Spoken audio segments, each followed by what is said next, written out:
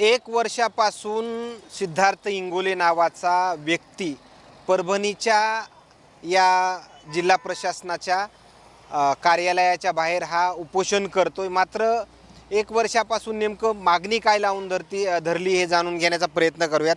दादा, काय मागणी आहे तुमची? साहेब, मी अपंग आहे. माझे आई वडील 40 वर्षापासून शेती गायरानधारक आहे. माझा कुळताबा आहे.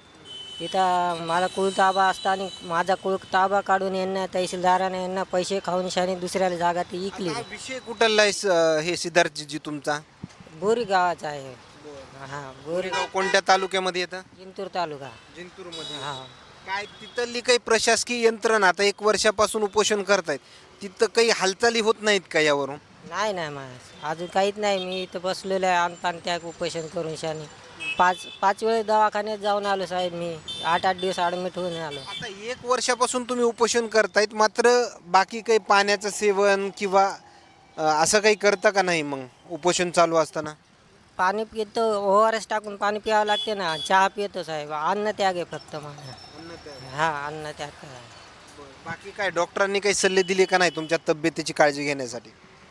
डॉक्टर ते ORS देतात आणि म्हणतात तब्येत ठीक आहे का एवढं विचारतात आणि जातात. आता ते BP शुगर काय कमी व्हायली ते आम्हाला काय माहिती आहे. आता इथल्या जिल्हा प्रशासनाकडे मागणी काय आहे?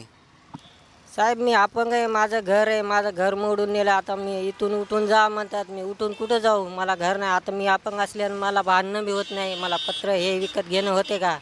मला काम करता येत नाही, काही नाही. पुन्हा त्याच्यावर माझं जीवन जगत होतं तेवढ्या शेतीवर. ते बी हाड पाहिले तर आता मी जाऊ कुठं? जगू कसं पुढं? ती स्वाधीन केली का तुमची गायरानाची जमीन जी होती ती आता कुणा ताब्यात घेतली? ती एक बालनं घेतलेली आहे. गावगुंडा घेऊन येते तिथं मारायला साहेब. माझे आई वडील इथं 5 महिने उपोषण केले. कदरू पाण्याची सोय होईना गेले म्हणून गावगुंड्यांनी कुणा ताब्यात घेतली आहे?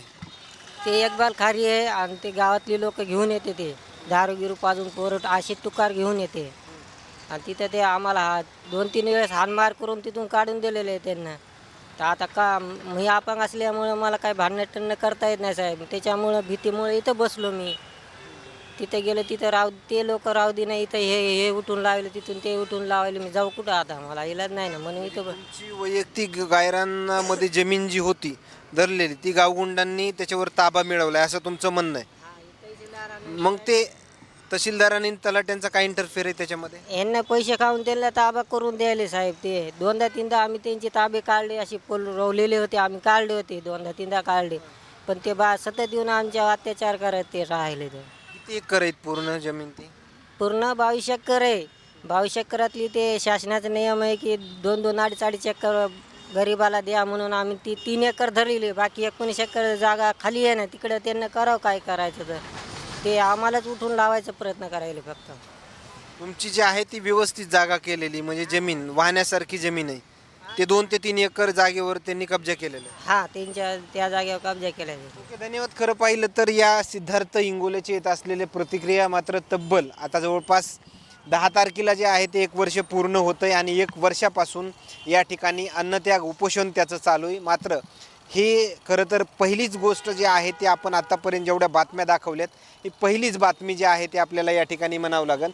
1 वर्षापासून हा अन्नत्याग उपोषण हा सिद्धार्थ इंगोले नावाचा हा व्यक्ती या ठिकाणी करतोय. मात्र प्रशासनानं आणखीनही कुठलीही ठोस पावलं जी आहेत ते या ठिकाणी उचलली नसल्याचं त्याच्या प्रतिक्रियाच्या माध्यमातून समजण्यात येते.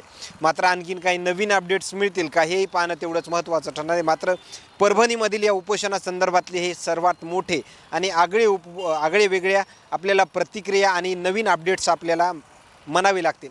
कॅमेरामॅनसोबत सूर्यदुज मीडिया, परभणी.